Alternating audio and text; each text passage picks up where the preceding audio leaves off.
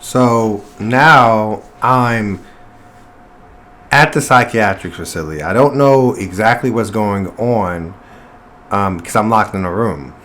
And, I was calm. I stopped having high energy, reacting. I was just laying there. And then I felt as if something came over from me.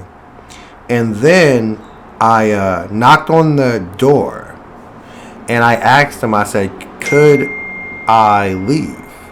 Or could I get out? And one guy opened like a small hatchet or something like that, a small like opening in the door, and told me that he would let me go in a few minutes. Just calm down.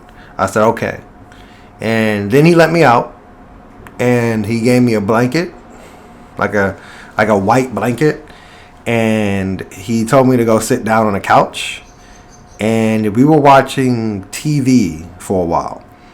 He gave me the remote, and yeah, they were pretty. It was pretty normal at this point. Well, I'm in a psych facility, so how normal could that be? I'm seeing other patients come in, and the overall experience is that they're letting me watch TV, they're giving me food.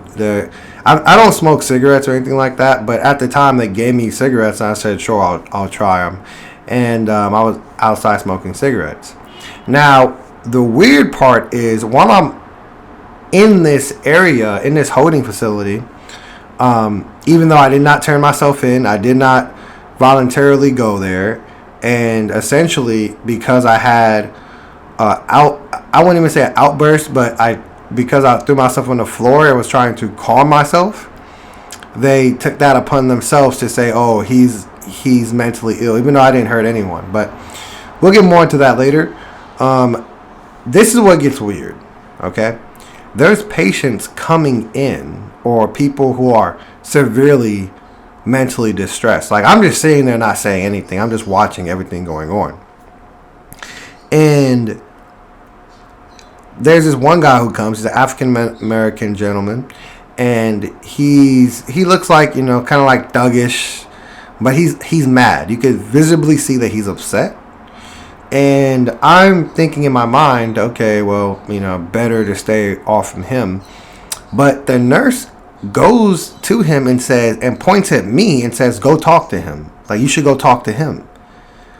Why? Why are they even saying or suggesting that I am the one he needs to go talk to? And so he comes and talks to me and explains that he attacked someone because they were disrespecting him or something like that, and that do I think that he's in the right? And I told him, like, it's regardless if you're in the right or wrong, attacking people is not going to give you a good result. So he was just kind of problematic the entire time I was there.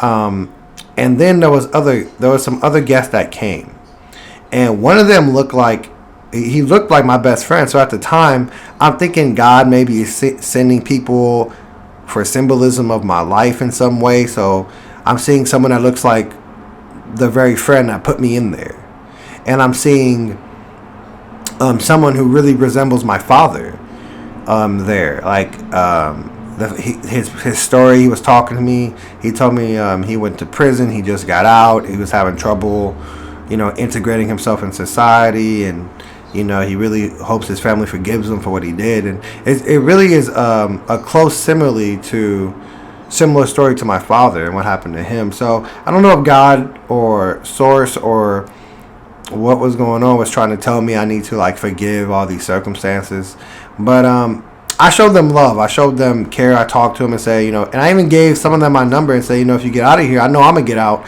Call me. We'll meet up and stuff. And some people will let go that day. So and this went on for a couple of days. They were really nice to me there. They didn't really talk to me about what happened. They didn't talk to me. They didn't diagnose me. They didn't talk about my history. They didn't talk to me about any of my medical conditions.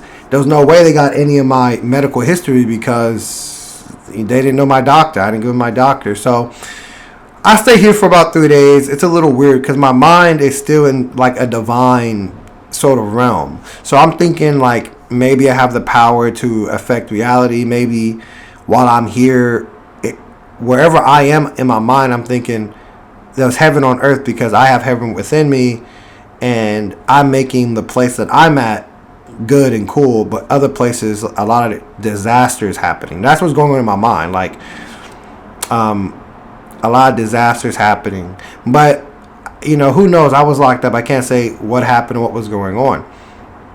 But eventually the time comes where I need to get transferred to another facility, because I guess they deduced that I needed to stay for 2 more weeks. I didn't know this. And they're supposed to let you go after 72 hours if you're not a threat or if everything was fine. But I guess they assumed that I was a threat, even though I haven't hurt no one was hurt. And so the paramedic comes to me and he says, "Excuse me, sir, we got to, put you on this kind of moving mechanism." And I say, "Okay, no problem." And I get on there. They don't tell me I'm being transferred. I don't remember that. They just told me to come. And then he puts some handcuffs on me. But before he looks really scared. And he says, "Oh, do you mind if I put these on you?" And I said, "No, it's fine. Go ahead, man."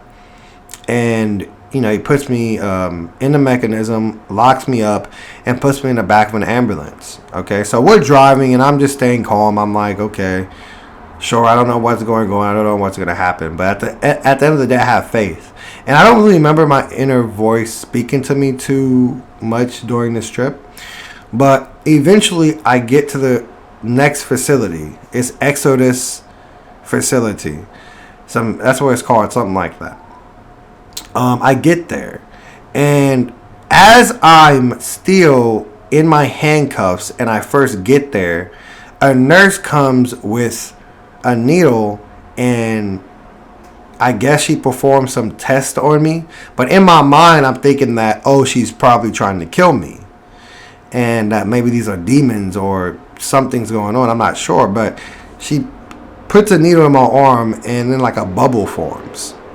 I looked it up, and apparently this is some kind of test they do when you first initially get to psychiatric facilities. I'm not sure, but nothing came of it, and the bump or whatever removed. But I thought it was weird that as soon as I got there and as I'm locked up, that they want to do any kind of test on me.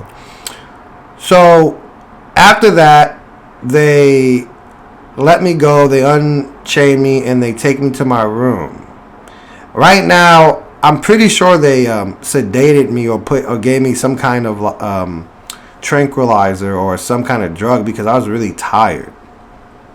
Okay? So I go to sleep right when I get there. The place looks weird. I'm noticing a lot of symbolism that connects to, at the time, my quote-unquote girlfriend, or the person who helped my best friend put me here. And I'm seeing a lot of symbolism, like dogs and recycling and things that she would just talk about or really focus on. So I thought that was weird. And I went into a room, and I had a roommate. He was there. He was there somewhere, but he wasn't there when I got there. I got there in the daytime. So I went to sleep. I don't know what happened while I was asleep, but I woke up, and I woke up maybe around 3 a.m. I walk out the room because I don't know where I am, and I see the staff. It's the night staff. They all are reading the Bible, and I see some of them with Jesus tattoos. So it looks like they're all believers. They're African American descent. They had African accents, some of them. And I really felt heavy. I felt really heavy in my heart. And it was as if I was absorbing an insane amount of negative energy.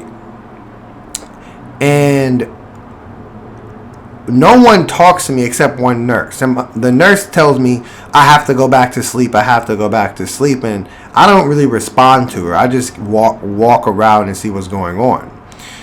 And none of the other workers is speaking to me. And it's a little weird. And I'm a little I would say right now I just feel a huge amount of negative energy or negativity in my body, as if I'm absorbing it. Okay.